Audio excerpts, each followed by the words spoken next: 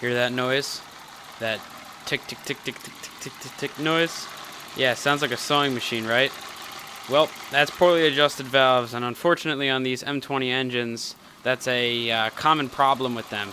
So today, I'm going to teach you how to adjust that and get rid of that ticking, ticking, and ticking noise.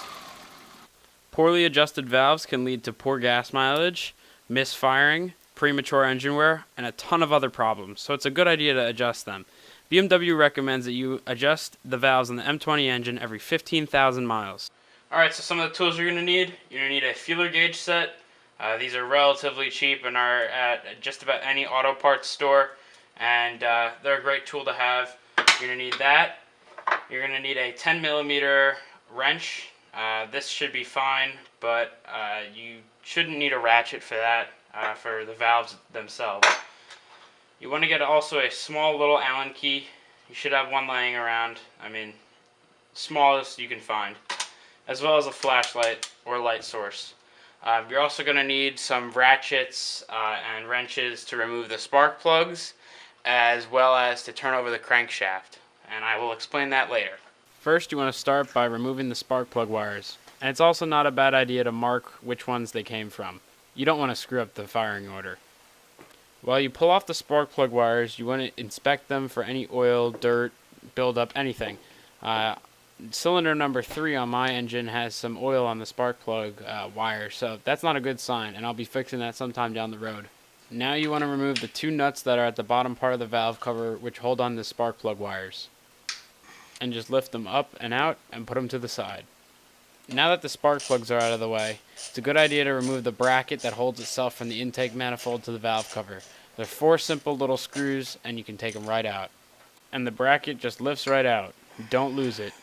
Now you want to remove the breather hose that holds itself onto the valve cover.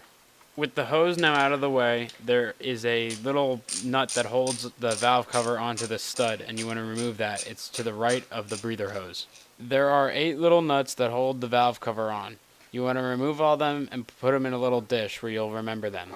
Now you can just lift the valve cover right out.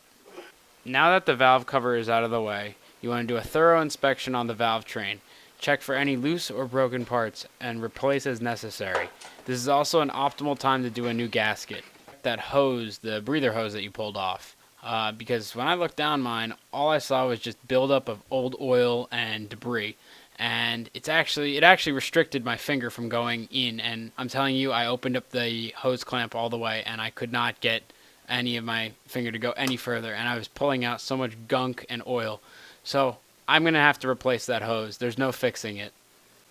The other end of the breather hose leads up right underneath the idle control valve and is held on by a very small hose clamp. Remove the hose clamp and pull. And to pull out the hose, you want to go to the other side where the valve cover is, and you want to pull pretty hard. It takes some force, and be careful that there are fuel injectors right there. And I just wanted to experiment by pulling off the hose and putting it underneath the sink and see if water could get through. And it took a good 10 seconds before water could completely get through. And it also started putting out a lot of that orange slime, so it's time for the hose to be replaced.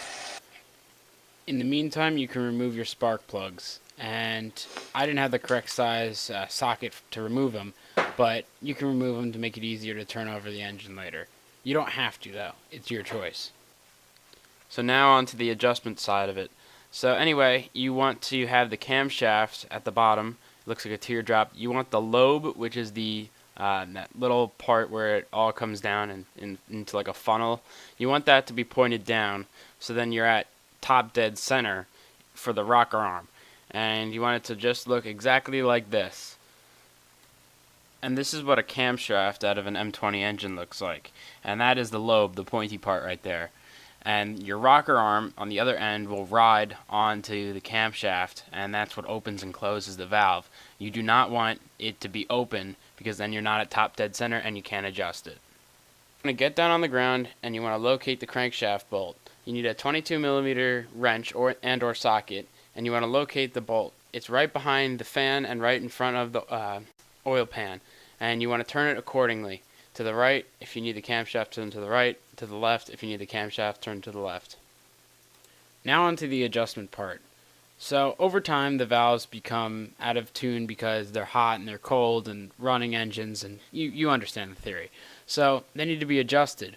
Well, if they're too tight, you can blow out your valves and screw up your engine, and you'll get poor running. If they're too loose, then you'll also have a poor running engine, and you could also blow out your valves. So to start off, you want to loosen the nut that's on the side of the rocker arm that holds the eccentric wheel in the center. And you're then going to want to get your little Allen key, and you're going to want to get a .25 millimeter feeler gauge. This is otherwise known as 10 thousandths. I'm just showing you what a valve that's poorly tuned would look like, and you do not want your valves to function like that. Now get out your feeler gauge, and you want to put it in between the valve stem and the rocker arm. You can see where I'm putting it right now, and there is way too much play. Now take your Allen key, and you want to put it in one of the little holes of the eccentric, and this gives you the ability to adjust how high and how low the rocker arm sits on top of the valve stem. So you want to take your feeler gauge, you want to put it in between the valve stem and the eccentric, and you want to adjust accordingly. You don't want the feeler gauge to be too tight like I have it right now, or else you won't be able to get it out, and you also have a poor adjustment. You want just a slight amount of drag, and what I mean by drag is both sides are touching it. It's not pinching it, but it's also not too loose where it just will wiggle around wherever it wants. And when you think you have just the right amount of play in between the rocker arm and the valve stem, then you are done with your adjustment. Double check it just to make sure, and now get out your little 10 millimeter wrench, and you want to tighten down the nut on the side. You want to put these pretty tight because you don't want this adjustment to come loose. For the rest of the valves, you want to go in what's known as firing order, and firing order is, well, in a nutshell, the way the cylinders fire among the engine. Anyway, so the firing order is 153624 on this engine. Again, that's 153624, and you want to go in that order. So I did the number 1 intake and exhaust, and now I'm doing the 5th cylinder intake and exhaust. Again, remember the thing about the cam shaft, make sure that it's at top dead center before adjusting.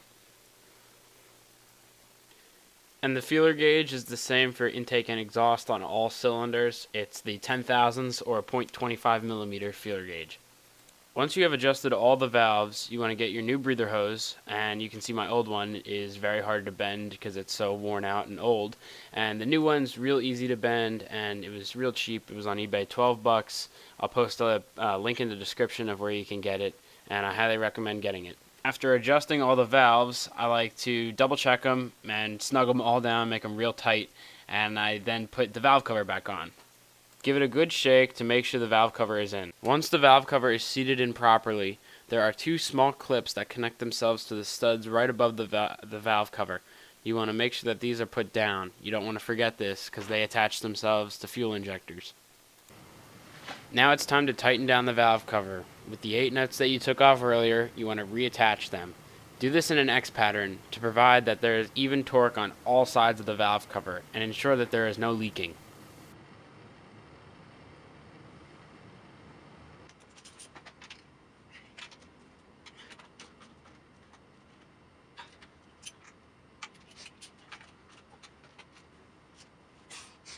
Now reinstall the bracket that attaches itself from the intake manifold to the valve cover. And don't forget to slide on the breather hose and clamp it down. And don't forget the oil cap. And that's it. That's all that's required to adjust valves on a BMW E30.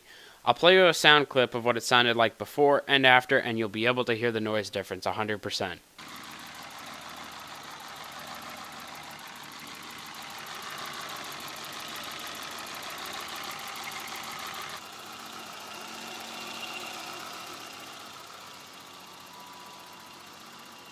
Thank you for watching E30NJ, and stay tuned because next episode I'll be removing the cluster.